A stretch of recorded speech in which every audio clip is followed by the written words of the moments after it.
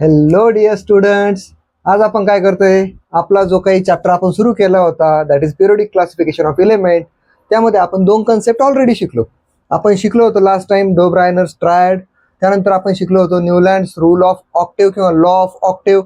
दोन्ही concept clear असतील तर आज आपण आपल्याकडे एक मोठी कन्सेप्ट येते.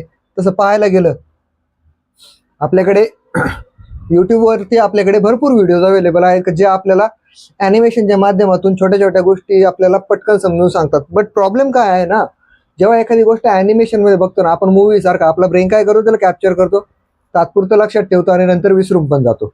त्यापेक्षा हँड रिटन एखादी गोष्ट जर समोर बघत असू ना, स्वतः टेबल ड्रॉ करणं, स्वतः त्याला बघणं, या सगळ्या गोष्टी आपल्याला अभ्यासाची सवय लावून जातात. ठीक आहे, आज आपण बघतोय मेंडेलिव्हज पिरियोडिक टेबल. मग आता काय म्हटलं आपण, ज्यावेळी आपल्याकडे डो ब्रायनरने ट्रायड दिले त्यावेळी ऑलमोस्ट किती म्हणतो आपण, 50 एलिमेंट्स वेअर डिस्कवर्ड. 50 एलिमेंट आपल्याकडे काय होते, शोधलेले होते.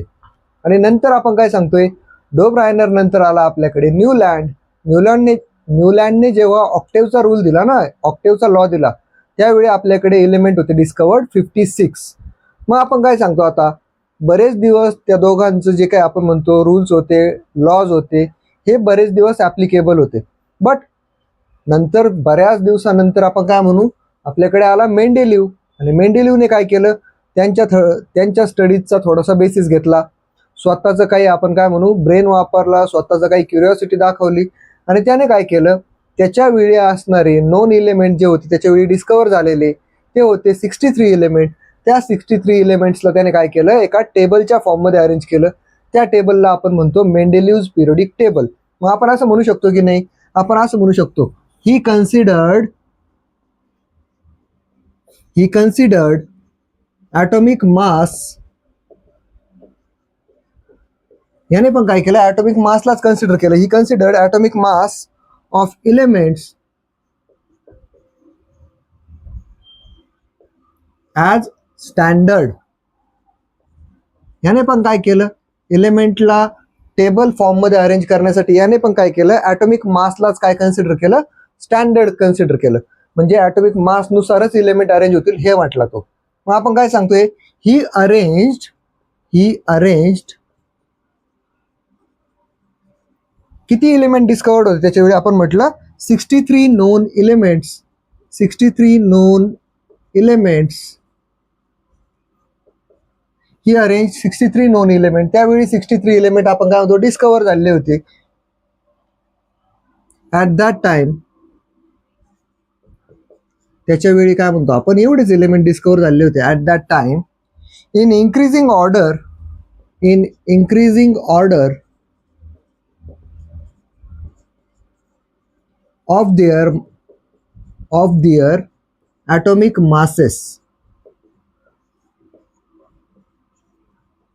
मग आपण काय म्हणतो, जसं आपण बघितलं होतं, डो ब्रायनरने पण काय केलं होतं, इन्क्रीजिंग ऑर्डरमध्ये एलिमेंटला अरेंज करून ट्रायड दिले.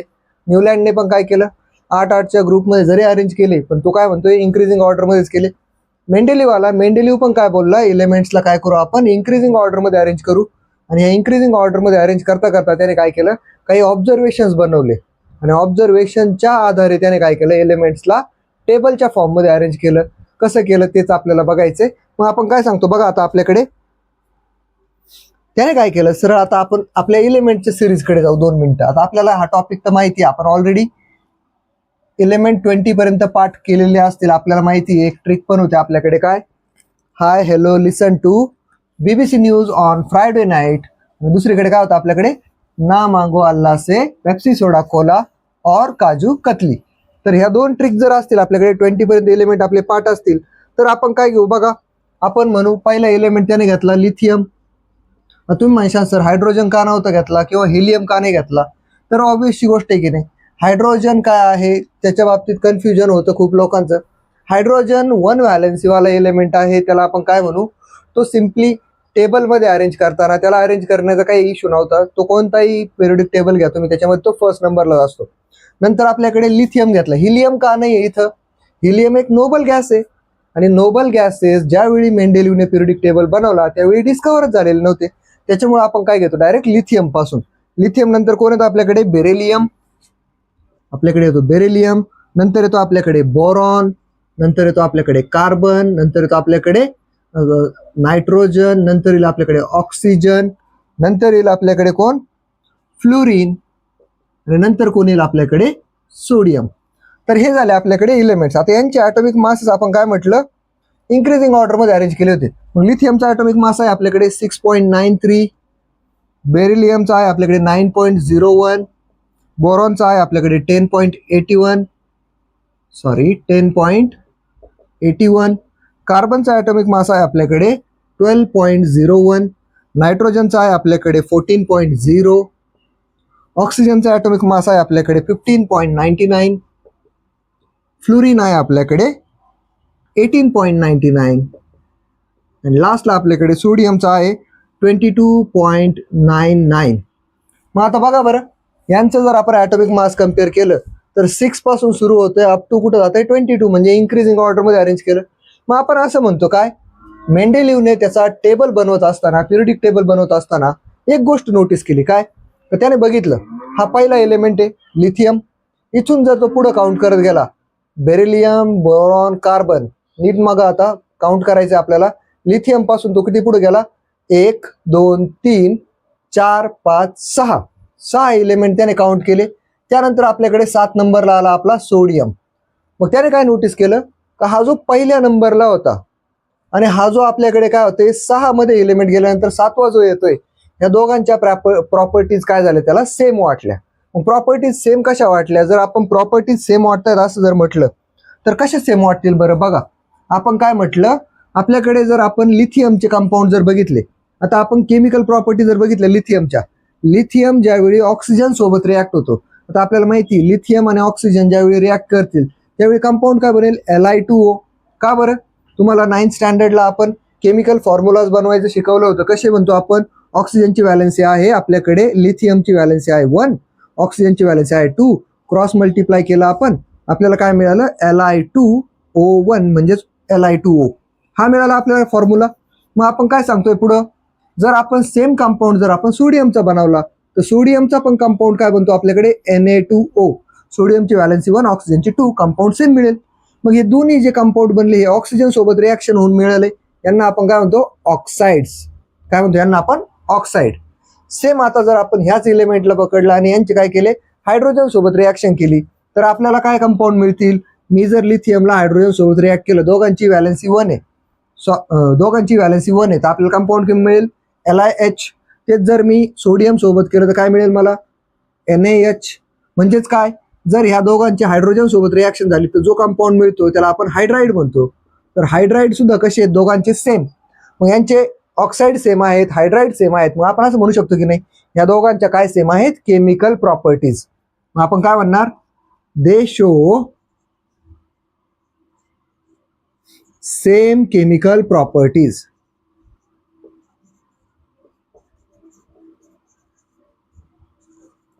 त्याने असं नोटीस केलं मेंडेलिव्हने का हे जे दोन एलिमेंट आहेत आपल्याकडे, लिथियम मध्ये 6चा इंटरव्हल गेल्यानंतर जो येतोय तो पण काय करतोय, लिथियम सारख्याच प्रॉपर्टी दाखवतोय, तो आहे सोडियम.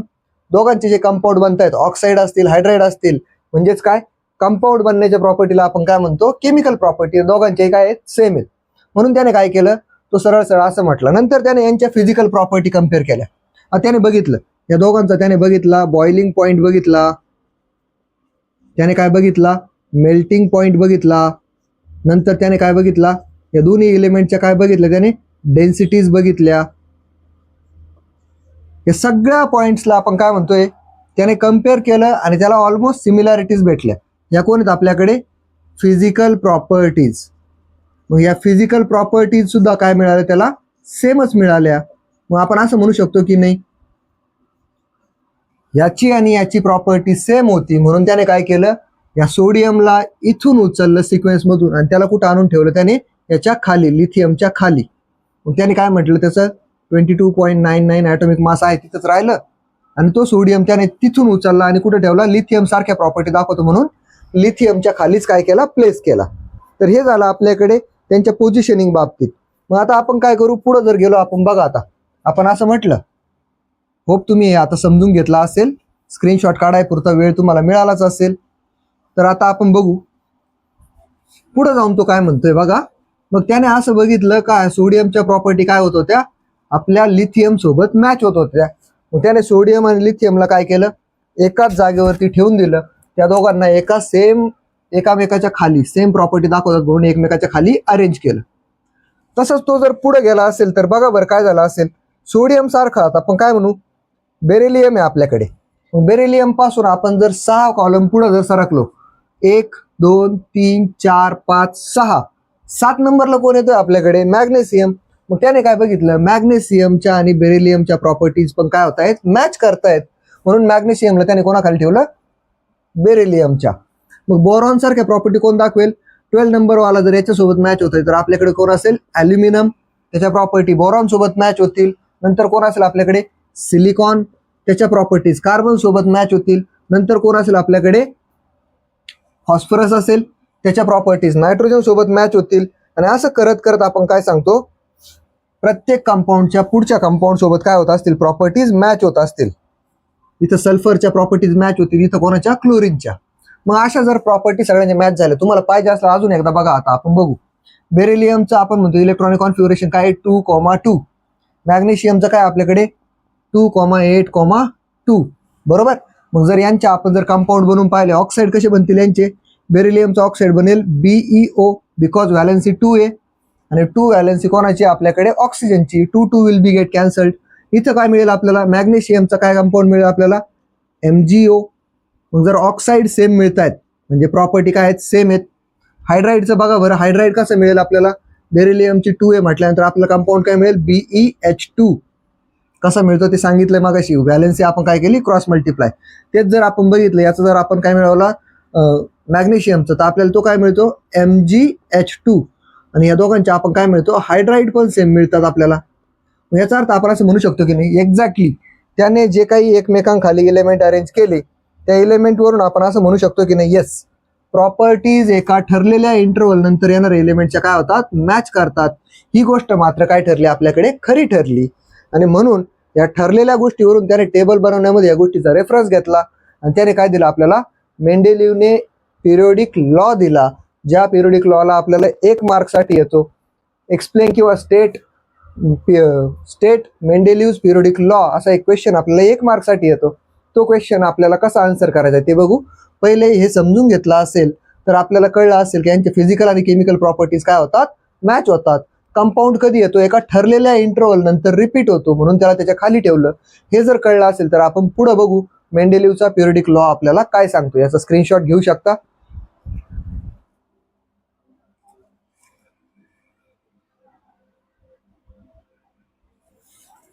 मग आता आपण कंक्लुजन पॉइंटवर जर आलो तर काय म्हटलं आपण, मेंडेलिव्हच्या अकॉर्डिंग एका ठरलेल्या इंटरव्हल नंतर रिपीट होणारा जो एलिमेंट असेल, त्या एलिमेंटचं काय होतं, फिजिकल आणि केमिकल प्रॉपर्टी काय होतात, मॅच होतात. मग त्याने असं म्हटलं, एलिमेंट्स विथ सिमिलर प्रॉपर्टीज, असं म्हटलं तो, elements with similar physical and chemical properties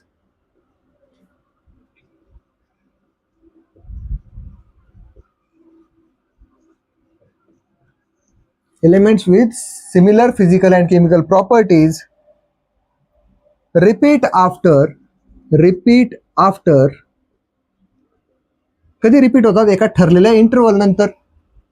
repeat after a definite interval.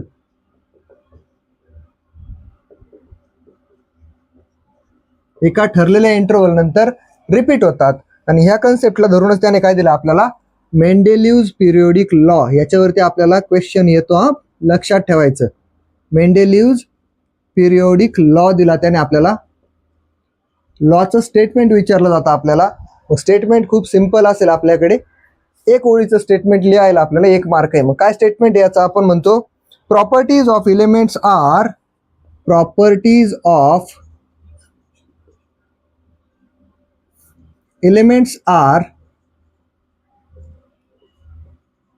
periodic function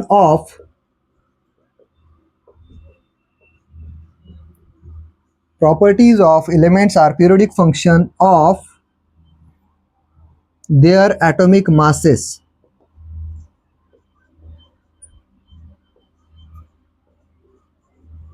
मग आता हा आपल्याकडे लॉ आहे, याचं स्टेटमेंट आहे, याला समजून घ्या थोडंसं. आता बघा काय म्हटलं त्याने आपल्याला, प्रॉपर्टीज ऑफ इलेमेंट्स म्हणजेच काय, इलेमेंटच्या फिजिकल केमिकल दोन्ही प्रॉपर्टी ज्या असतील त्या कशावर डिपेंड करतात, ॲटॉमिक मासेसवर. मग आपण दुसरी एक गोष्ट, इथे एक शब्द आला पिरियडिक फंक्शन. पिरियडिक फंक्शन कशाला म्हणायचं, सेम इंटरवल नंतर काय होतं, एलिमेंट रिपीट होतोय विथ सेम प्रॉपर्टी, त्याला त्याने काय म्हटलं, पिरियडिक फंक्शन. ज्या एलिमेंटच्या ॲटॉमिक मासेसमुळं काय म्हणतो आपण, त्यांच्या प्रॉपर्टीज सेम येऊ शकतात, त्याला त्याने म्हटलं पिरियडिक फंक्शन. म्हणून आपण म्हणतो properties of element are periodic function of their atomic masses. Atomic मासेसनुसार काय होतं, त्यांच्या प्रॉपर्टीज रिपीट होत राहतात. तर या पद्धतीने आपल्याकडे मेंडेलिव्हचा पिरियडिक लॉ होता. आता आपण बघू ॲक्च्युअल मेंडेलिव्हज पिरियडिक टेबल. तो टेबल मी ड्रॉ करून घेतो आधी, मग आपण त्याला एक्सप्लेन करू. ओके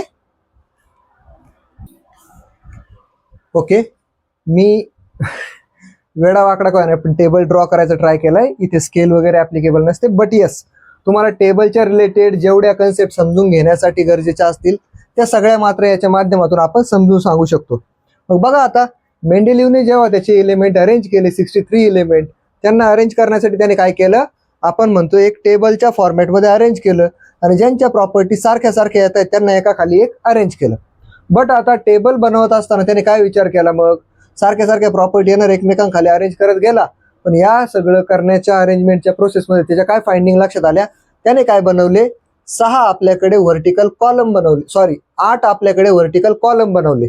कॉलम कोणाला म्हणतो आपण, उभ्या रेषा मारून तयार झालेल्या ज्या जागा असतील, ज्या वरून खाली येतील, त्यांना काय म्हणतो आपण, कॉलम. त्याने किती कॉलम बनवले, 1 2 3 4 5 6 7 8. आणि त्या कॉलमला त्याने काय नाव दिलं, ग्रुप्स. काय म्हटलं त्याने, ग्रुप्स. म्हणजे आपण असं म्हणू शकतो, मेंडेलिव्हच्या पिरियडिक टेबलमध्ये किती ग्रुप्स आहेत आपल्याकडे, 8 ग्रुप्स. त्यानंतर आपण काय सांगतोय, जे एलिमेंट एकमेकांच्या खाली येत होते त्यांच्या समोर दुसरा पण एलिमेंट येत होता, म्हणजे पुढं पुढं आडवे आडवे चालूच होते. 8 कॉलम आडव्या आडव्या सिरीजमध्ये पण चालू होते, उभे पण चालू होते. या आडव्या सिरीजला इथून बघा असं आडवी एक लाईन दिसते, इथून बघा 2 नंबर पासून अशी दिसते. या आडव्या सिरीजला त्याने काय नाव दिलं, या आडव्या रोला त्याने म्हटलं पिरियड. काय म्हटलं, पिरियड. मग पिरियड किती झाले त्याच्याकडे, 1 2 3 4 5 आणि 6 पिरियड पण मिळाले. मग आपण असं म्हणू की नाही, Mendeleev's periodic table shows 8 groups and 6 period.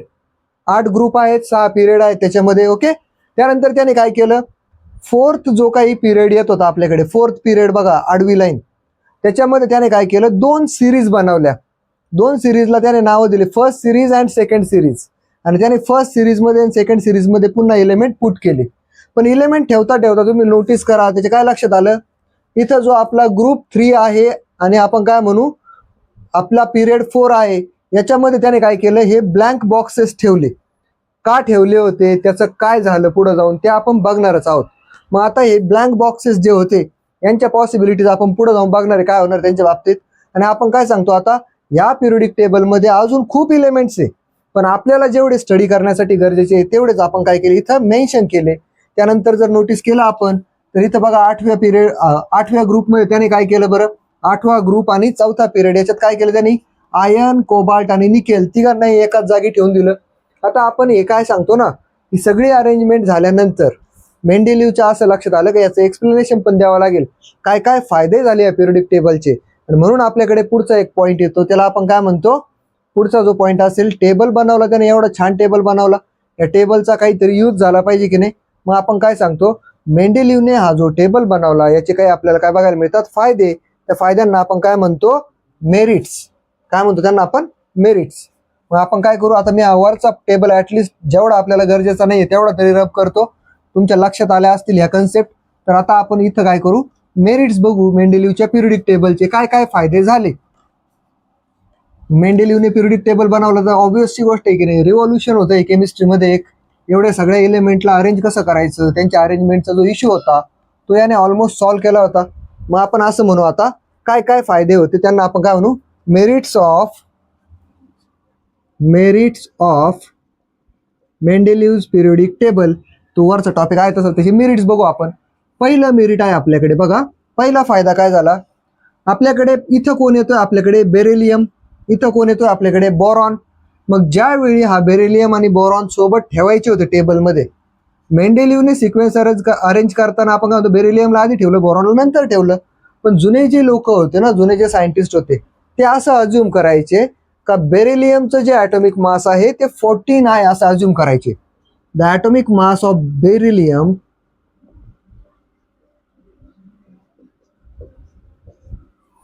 किती कन्सिडर करायचे ते लोक जुन्या काळी? आपण म्हणू was considered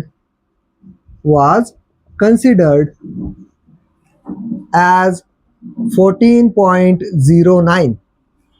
जुन्या काळी बेरिलियमचा ॲटॉमिक मास 14.09 कन्सिडर केलं जायचं. मग आले आपले मेंडेलिव्ह सर, त्यांनी काय सांगितलं, नाही नाही, बेरिलियमचा ॲटॉमिक मास किती आहे? मेंडेलिव्हने काय केलं,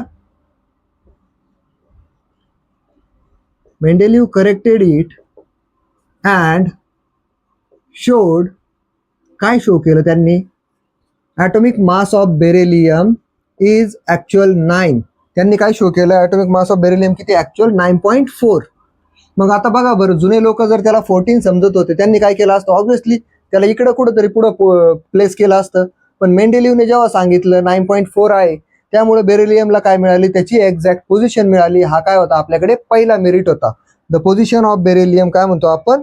बेरिलियमची पोझिशन करेक्ट करण्यात आली. The position of beryllium was corrected. हे काय होतं? आपल्याकडे फर्स्ट मेरिट होतं आपल्याकडे. मग आता सेकंड मेरिट बघू आपण काय होतं.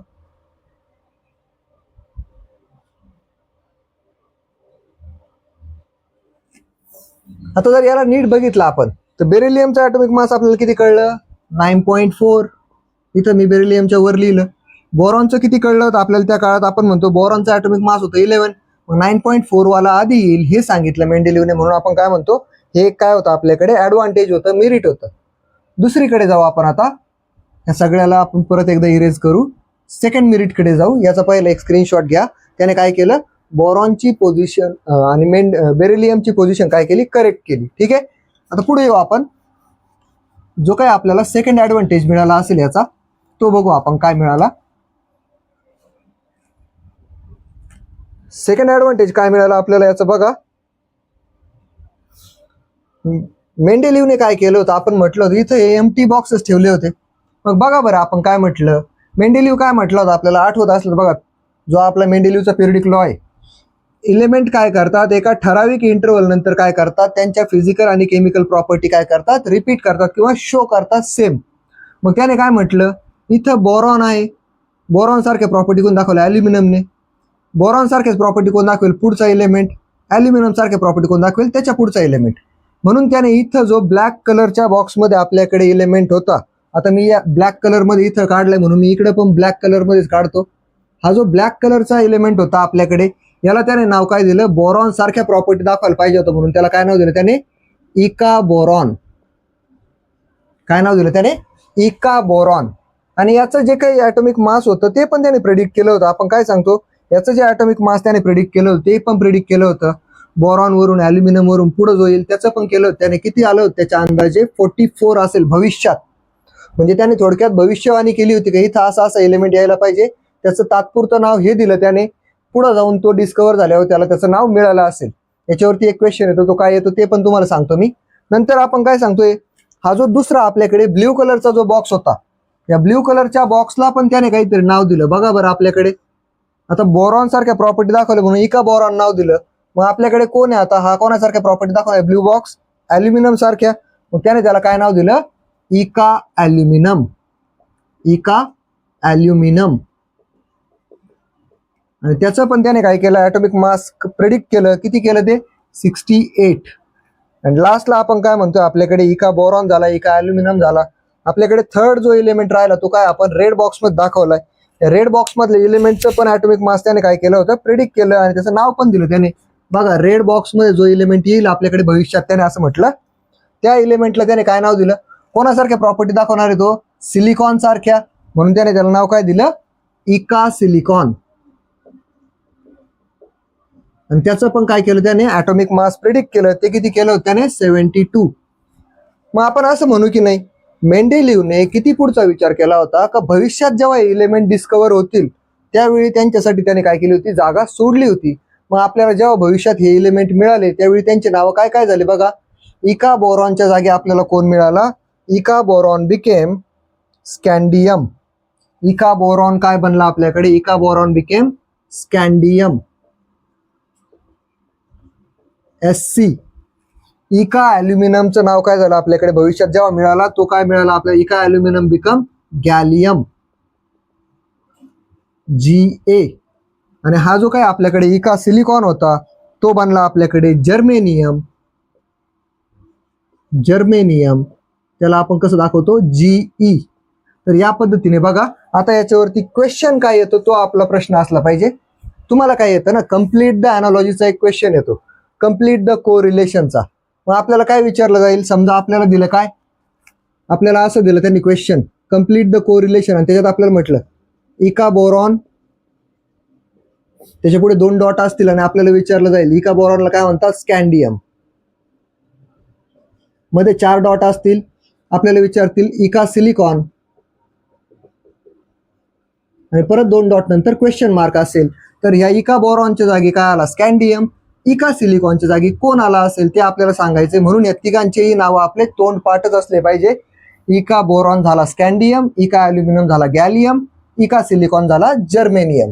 तर या पद्धतीने आपल्याकडे हा दुसरा एक फायदा मिळाला का जे न्यूली डिस्कवर्ड एलिमेंट आहेत त्यांच्यासाठी पण त्याने काय ठेवले आपल्याकडे, एक हे ठेवले, आपण काय म्हणतो प्रिसिजन ठेवली. म्हणून आपण हा पण त्याचा फायदा म्हणूनच काउंट करतो. हा आपल्याकडे काय होता, सेकंड फायदा होता. त्याला जर आपल्याला थिअरॉटिकली लिहायचं ठरलं तर आपण कसं सांगणार बरं, he gave places for newly discovered element so that in future the elements can get their place in the table. तर हा आपल्याकडे काय होता, सेकंड मेरिट होता. थर्ड मेरिटकडे जाण्यापूर्वी याचा एक स्क्रीनशॉट नक्की घ्या, हा क्वेश्चन पण घ्या. कम्प्लीट द कोरिलेशन हा क्वेश्चन महत्वाचा असेल आपल्यासाठी. ओके, इकडे लक्ष द्या. आता आपण काय म्हणतोय, थर्ड जे काय आपल्याकडे मेंडेलिव्हच्या पिरियडिक टेबलचं मेरिट असेल ते काय सांगतं आपल्याला. आपल्याला बघा बरं, ह्या एंटायर टेबलमध्ये कुठं नोबल गॅसेस दिसत आहेत का, आपल्याकडे जे आहेत बघा, हिलियम आहे, निऑन आहे, आर्गॉन आहे, क्रिप्टॉन आहे, झिनॉन आहे, हे नोबल गॅसेस कुठं दिसत आहेत का, याच्यात कुठंच नोबल गॅसेसला जागा नव्हती. मग आपण काय म्हणतोय, थर्ड जो काही फायदा झाला आपल्याला तो काय बघायला मिळतो, आपण मेंडेलिव्हला ज्यावेळी नोबल गॅसेस बद्दल आयडिया मिळाली त्यावेळी त्याने काय केलं, या ओरिजिनल टेबलला डिस्टर्ब न करता त्याने साईडला, राईट साईडला, आता माझ्याकडे तिकडे जागा नाही मी इकडे दाखवतो, त्याने काय केलं, असा तुम्ही तिकडूनच दाखवा, बुकमधून बघून घ्या. त्याने काय केलं, एक ग्रुप 0 बनवला आणि या ग्रुप 0 मध्ये काय केलं, त्याने सगळे नोबल गॅसेस टाकून दिले. मग फायदा काय झाला, नोबल गॅसेसला जागा पण मिळाली आणि ओरिजिनल टेबल जो त्याने बनवला तो डिस्टर्ब पण नाही झाला. तर हा एक त्याचा फायदा होता. आपण त्याला कसं सांगू शकतो, मेंडेलिव्ह क्रिएटेड ग्रुप 0, मेंडेलिव्ह क्रिएटेड ग्रुप 0 कुठं बनवला त्याने तो आपल्याला माहिती आहे, विदाउट डिस्टर्बिंग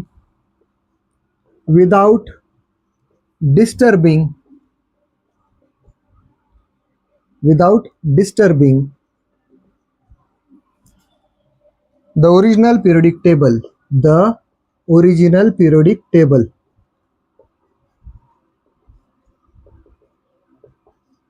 त्याने ओरिजिनल टेबलला डिस्टर्ब न करता टेबलच्या राईट साईडला तिकडे कोण बनवला, ग्रुप 0 बनवला. म्हणजेच काय, नोबल गॅसेससाठी पण त्याने काय ठेवली, प्रोव्हिजन ठेवली. आणि प्रोव्हिजन ठेवली म्हणूनच आपण काय सांगतो, हा एक त्याचा फायदा झाला का नोबल गॅस डिस्कवर झाल्यानंतर त्यांना पण काय मिळाली, एक जागा मिळाली. त्याच्यानंतर आपण सांगतोय पुढचा काही फायदा आहे का त्याचा, तर आपण सांगू बघा पुढं काही फायदा आहे का चौथा, तर नाही. आता आपण काय बघतो, एक शेवटचा टॉपिक आहे आजच्या लेक्चरचा, थोडंसं मोठं होऊ शकतं पण मेंडेलिव्हचा पिरियडिक टेबल जेव्हा कधी येईल ना, आता मात्र एक एक कन्सेप्ट क्लिअर पाहिजे. ग्रुप काय कशाला म्हणायचं, पिरियड कशाला म्हणायचं, किती ग्रुप होते, 8 ग्रुप होते, पिरियड किती होते, 6 पिरियड होते. त्यामध्ये आपण काय सांगतोय, 4th पिरियडमध्ये त्याने काय बनवल्या, सिरीज बनवल्या, फर्स्ट सेकंड. त्याच्यात त्याने काय केले, ब्लँक आपल्याकडे काय ठेवले, बॉक्सेस ठेवले, तिथं भविष्यात काय मिळेल तो म्हटलं आपल्याला एलिमेंट मिळतील. इका बोरॉन, त्यानंतर दिलं इका अल्युमिनियम, नंतर दिलं इका सिलिकॉन. इका बोरॉन काय बनला आपला, इका बोरॉन बिकेम स्कॅन्डियम. इका अल्युमिनियम कोण बनला आपला, ही बिकेम गॅलियम. आणि जो काय आपल्याकडे कोण होता, इका सिलिकॉन होता, तो कोण बनला आपला, जर्मेनियम. तर या पद्धतीने आपल्याकडे काय असलं पाहिजे, आतापर्यंतची माहिती, काय काय फायदे होते टेबलचे ते पण बघितले आपण. आता आपण बघू टेबलमध्ये मिळालेले तोटे, त्यांना आपण काय म्हणतो, demerits of Mendeleev's periodic table. काय म्हणू आपण, डिमेरिट्स. आता तोटे पण असतीलच ना, सगळ्याच गोष्टी फायद्याच्याच मिळाल्या असतील असं तर नाही ना. Demerits of Mendeleev's periodic table. मग बघा बरं, आपण सरळ सरळ असं म्हणू. पहिलं डिमेरिट आहे आपल्याकडे, कोबाल्टचं ॲटॉमिक मास आपल्याकडे असतं किती 58.9 आणि निकेलचं ॲटॉमिक मास असतं आपल्याकडे 58.7. मग बघा बरं, आपल्याला पाहून कळतं कोणाचं ॲटॉमिक मास जास्त आहे. ऑब्व्हियसली कोबाल्टचं 0.2 ने का होईना पण जास्त आहे की नाही. मग कोबाल्ट कोणाच्या आधी यायला पाहिजे होता आपल्याकडे, निकेलच्या आधी यायला पाहिजे होता, बरोबर. पण ह्या टेबलमध्ये जेव्हा आपण सांगतो ना there was ambiguity regarding the sequence in their table, मग निकेलचं आणि कोबाल्टचं जे काही आपण म्हणतो, कोबाल्टचं मास जास्त आहे तरी तो आधी येऊ राहिला, निकेलचं मास कमी आहे तरी तो नंतर येऊ राहिला. आपण तर ॲटॉमिक मासेसनुसार अरेंज केले होते, मग असं का झालं. म्हणून आपण काय सांगतोय, कोबाल्ट आणि निकेलच्या पोझिशनवरती काय होता, एक क्वेश्चन होता. म्हणून आपण काय सांगतोय, देअरफॉर पहिली जे डिमेरिट येतं आपण काय सांगतोय, as cobalt has higher atomic mass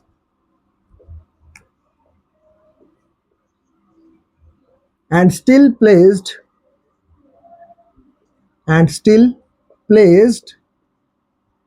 before कोणाच्या आधी ठेवला, before nickel. Cobalt has higher atomic mass still placed before nickel, so there was ambiguity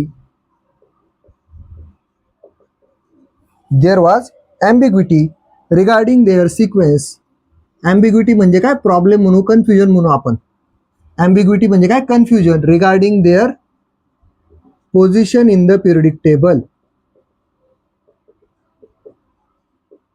me short लिहितो, पोझिशन इन द टेबल. मग हा काय होता आपल्याकडे, पहिला आपण काय म्हणू, डिमेरिट होता का आपल्याला कोबाल्ट आणि निकेलच्या पोझिशनमध्ये काय होतं, खूप सारं कन्फ्युजन होतं. दुसरीकडे आपण काय सांगतोय बघा, दुसरं जे काही डिमेरिट आहे आपल्याकडे ते काय सांगतं आपल्याला बघा. सेकंड डिमेरिट, आता मी रब करतोय बऱ्यापैकी गोष्टी कारण त्याचं रिझन आहे, मला स्पेस पाहिजे लिहायला. आपलं याचं काम झालं असेल टेबलचं, तुम्हाला कळलं असेल किंवा नाही कळला तरी आपण सांगितलेलं आहे. टेक्स्टबुकमध्ये टेबल आहे, पुन्हा पुन्हा त्याला इथं समोर डोळ्यासमोर बघायची गरज नाही. आपल्याला जिथपर्यंत त्याचं काम होतं तेवढं आपण त्याला युटिलाइज केलं.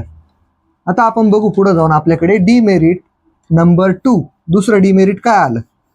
पहिलं तर आपण बघितलं कोबाल्ट आणि निकेलच्या पोझिशनवरती काय होतं, पोझिशनिंगवरती डाऊट होता, प्रॉब्लेम होता, म्हणून आपण त्याला घेतलं फर्स्ट डिमेरिटमध्ये. आता आपण सेकंड डिमेरिट कशाला म्हणतो बघा, आपल्याकडे आहे काय, आयसोटोप्स. आपण बघतोय second demerit, isotopes were discovered very long time after Mendeleev put for the periodic table. Isotope were discovered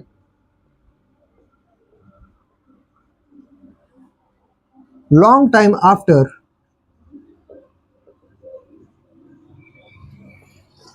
isotopes were discovered long time after Mendeleev put forth. मेंडेलिव्हने काय केलं, त्याचा पिरियडिक टेबल दिल्यानंतर खूप टायमाने काय झाले, put fourth his periodic table. मग मेंडेलिव्हने periodic table दिल्यानंतर खूप दिवसानंतर काय डिस्कवर झाले, आयसोटोप. आता क्वेश्चन हाच आहे पुन्हा, आयसोटोप कोणाला म्हणायचं. 9th स्टँडर्डमध्ये शिकलो आपण, ज्यांचा ॲटॉमिक नंबर सेम असतो आणि ॲटॉमिक मास डिफरंट असतं त्यांना काय म्हणतो आपण, आयसोटोप. एक्झाम्पलसाठी बघा, कार्बन आहे आपल्याकडे ओरिजिनल, कार्बनचा आपण काय सांगतो, ॲटॉमिक मास किती आहे आपल्याकडे, ॲटॉमिक नंबर आहे 6, ॲटॉमिक मास आहे 12. पण कार्बनचे आपल्याकडे 2 आयसोटोप मिळतात नाही का, कोणकोणते, कार्बन 13 आणि कोण मिळतो, कार्बन 14. मग C13 जर बघितलं आपण, C13 आपण कशात बघितलं होतं याला, जेव्हा आपण C12 आणि C14चं बघितलं, कशामध्ये आपण बघितलं होतं याला, तो टॉपिक आठवतो का आपल्या सायन्स सेकंडचा, कार्बन डेटिंग, त्याच्यामध्ये बघितलं होतं आपण. मग हा कार्बन आहे आपल्याकडे आणि दुसरीकडे हा कोण आहे आपला, हा पण कार्बन आहे आपल्याकडे C14. यांच्यात होतं काय बरं, ॲटॉमिक मास कशाला म्हणतो आपण, पहिल्या लेक्चरला सांगितलं, number of proton plus number of neutron, त्याच्यावर काय ठरतं, ॲटॉमिक मास. मग मला सांगा आता याच्यात किती असतील, 6 प्रोटॉन आणि 6 न्यूट्रॉन असतील आपल्याकडे, आहे का नाही, 6 प्रोटॉन 6 न्यूट्रॉन. त्याच्या बाबतीत काय असेल बरं, प्रोटॉन तर 6च असणार आहे, मग आपण काय म्हणू, 6 प्रोटॉन असतील प्लस इथं कोण वाढव असेल, एक न्यूट्रॉन, 7 न्यूट्रॉन असतील, तेव्हा 13 झाला.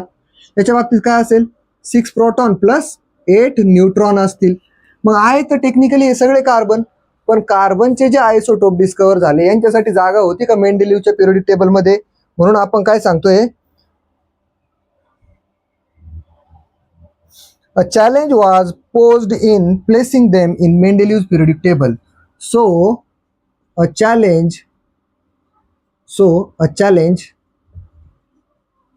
was चॅलेंज होतं यांना आपल्या पिरियडिक टेबल मध्ये जागा देणं. Posed in placing them in periodic table. आता मेंडेलिव्हज पिरियडिक टेबल येतो ऍक्च्युअल, पण मी स्पेस शॉर्ट असल्यामुळे पिरियडिक टेबल म्हणतो शॉर्टमध्ये फक्त. मग आपण काय म्हटलं, आयसोटोप खूप नंतर डिस्कवर झाले. आयसोटोप काय असतात ते समजून घेतलं आपण. यांच्या बाबतीत आपण अजून एक वाक्य काय सांगतो, आयसोटोप जर तुम्हाला समजून सांगायचे असतील काय सांगतो आपण, यांच्या केमिकल प्रॉपर्टीज सेम आहेत, तिन्ही कार्बनच आहेत, बट यांचे ॲटॉमिक मासेस कसे आहेत, डिफरंट. यांना आपण काय म्हणतो, आयसोटोप. मग हे आयसोटोप डिस्कवर झाल्यानंतर यांना कुठं ठेवायचं हा खूप मोठा प्रॉब्लेम होता, आणि हा याचा काय आहे, एक ड्रॉबॅक आहे. म्हणून आपण सांगतो it's a second demerit. Take the screenshot.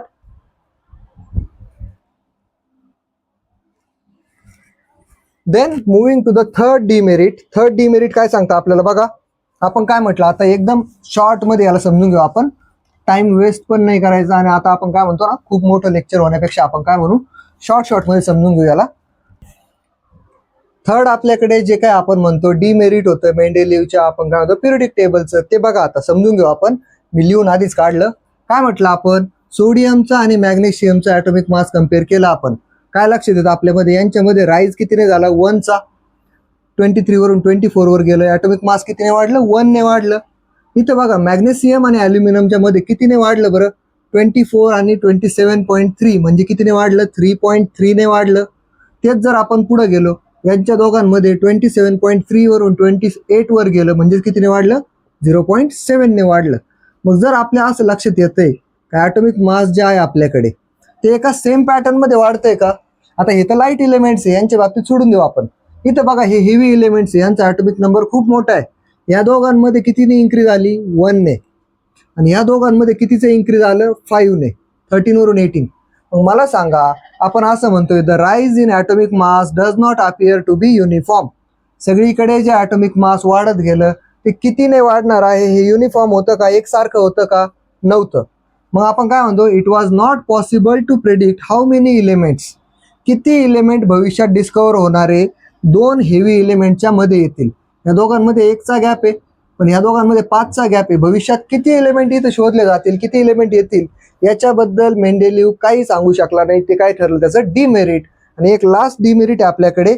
Last demerit काय सांगतं आपल्याला, यांनी सांगितलं असं का हायड्रोजन घेतलं यांनी. आता हायड्रोजनच्या बाबतीत काय झालं यांच्याकडून बघू आपण. हायड्रोजन जो काही आपल्याकडे एलिमेंट आहे त्याच्या बाबतीत काहीतरी घडलं असेल, ते बघू आपण काय घडलं. बघा आता ही तिसरी प्रॉपर्टी, तिसरं डिमेरिट पण कळलं असेल, तर आपण चौथ्याकडे मायग्रेट करू. आता शेवटचं डिमेरिट असेल, आजच्या लेक्चरचं शेवटचं एक सेंटेन्स असेल. काय असतंय ते बघू आपण.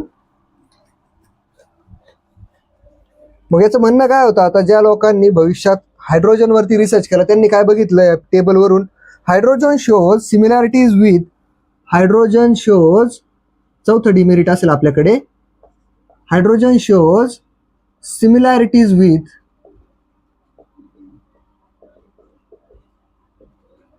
हॅलोजन्स. आता हॅलोजन कोणते आहेत आपल्याकडे, पिरियडिक टेबल जो बघितला आपण मेंडेलिव्हचा, त्याच्यामध्ये कुठे होते ते, ग्रुप 7 मध्ये होते. ग्रुप 7 मध्ये हॅलोजन कोण आहेत आपल्याकडे, बघा बरं कोण आहेत. हॅलोजन कोणाला म्हणतो आपण, क्लोरीन वगैरे, क्लोरीन, फ्रोमीन, ब्रोमीन, आयोडीन, आहे का नाही, हे कोण आहेत आपले हॅलोजन. यांच्यासोबत हायड्रोजन सिमिलॅरिटी दाखवतो. बघा बरं कशा सिमिलॅरिटी दाखवतो बघू आपण. एकदा आधी ना आपण पूर्ण लिहून घेऊ याला, नंतर आपण काय सांगतोय. हायड्रोजन अल्सो शोज, असं म्हणू, it also shows similarities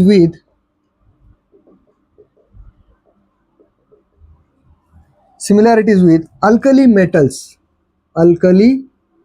metals.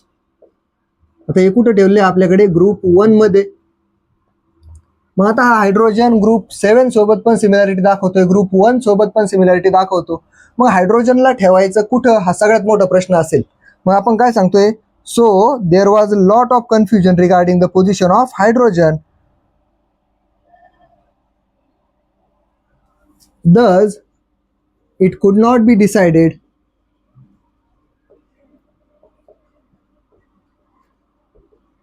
Thus, it could not be decided whether the correct position of, असं म्हणू आपण, whether the correct position of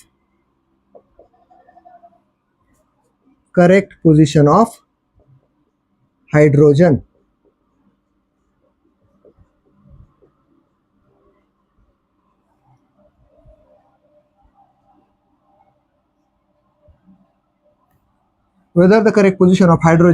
was in the alkali metal, असं म्हणू, ग्रुप 1 or ग्रुप 7. शॉर्ट करू आपण, group 1 आणि group 7. आपल्याला नावं माहिती त्यांची, ऑलरेडी आपण वर नावं बघितलेत. मग त्याला ठेवायचं कुठं, हा आपल्याकडे क्वेश्चन होता.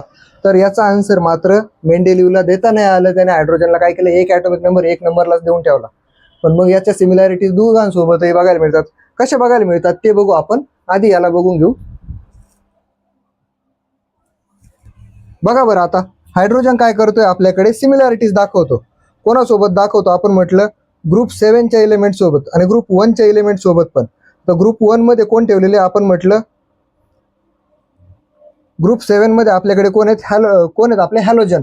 मग बघा बरं, समजा आपण घेतलं, इकडे घेतला आपण एलिमेंट, इकडे कोण घेतला आपण, त्याचं कंपाऊंड विथ मेटल, आणि इकडे कोण घेतला आपण, कंपाऊंड विथ नॉन मेटल. आता मी शॉर्ट लिहितो इकडे नॉन मेटल. तुम्हाला कळलं असेल काय म्हणायचंय, मेटल आणि non metal, compound with metal आणि नॉन मेटल. मग आता आपण जर घेतला एलिमेंट, कोण घेतला आपण, हायड्रोजन. आता हायड्रोजन कसं सापडतो, 2च्या फॉर्ममध्ये सापडतो. डायॲटॉमिक, त्याचा मॉलिक्युलर फॉर्म्युला आहे, डायॲटॉमिक नेचर आहे त्याचं. 2 ॲटम एकत्र येतील तेव्हा त्याचं काय बनेल, एलिमेंटचा आपण काय म्हणतो, फॉर्म्युला बनेल. आणि आपण क्लोरीन जर घेतलं तर क्लोरीनचं पण कसं आहे, Cl2. म्हणजे पहिली सिमिलॅरिटी इथं झाली का, दोघांचाही मॉलिक्युलर फॉर्म्युला कसा आहे, डायॲटॉमिक आहे. दोघांमध्ये काय म्हणतो आपण, 2 ॲटम एकत्र येऊन फॉर्म्युला बनवतील. यांना जर आपण काय केलं, मेटल सोबत जर कंबाईन केलं, तर आपण काय सांगतोय बघा बरं, हायड्रोजनला जर मी सोडियम सोबत कंबाईन केलं तर किती येतंय, त्याचं फॉर्म्युला NaH बनतो. यांची दोघांची व्हॅलन्सी 1-1 आहे. तेच जर मी क्लोरीनला केलं कंबाईन, तर त्याचं काय बनतोय, NaCl. बघा बरं, दोन्हीकडे फॉर्म्युला कसा आहे, ऑलमोस्ट सेम आहे. फक्त काय आहे, हायड्रोजनचं इथेही एकच मॉलिक्यूल जातो, इथेही एकच क्लोरीनचा मॉलिक्यूल जातो. नॉन मेटलच्या बाबतीत काय होतं बघा, कार्बन आणि हायड्रोजनचं जर रिॲक्शन झालं तर CH4 बनतो, आणि कार्बन आणि क्लोरीनचं जर आपण काय म्हणतो रिॲक्शन झालं तर CCl4 बनतो, कार्बन टेट्राक्लोराइड. जर दोन्हीकडे बघा नंबर ऑफ ॲटम सेम राहत आहेत, म्हणजे यांच्या प्रॉपर्टी कशा आहेत, ग्रुप 7 सोबत काय आहेत, मॅच करतायत. बरोबर. आता आपण जर बघितलं, ग्रुप 1 सोबत पण सिमिलॅरिटी आपण असं म्हटलं होतं. मग काय दाखवतात बघा बरं, आपण जर बघितलं ग्रुप 1 सोबत काय सिमिलॅरिटीज दाखवतात, हे कंपाऊंड ऑफ हायड्रोजन काय बनतील आपल्याकडे, कंपाऊंड्स ऑफ हायड्रोजन. आणि इकडे आपण कोण घेऊ, कंपाऊंड्स ऑफ सोडियम.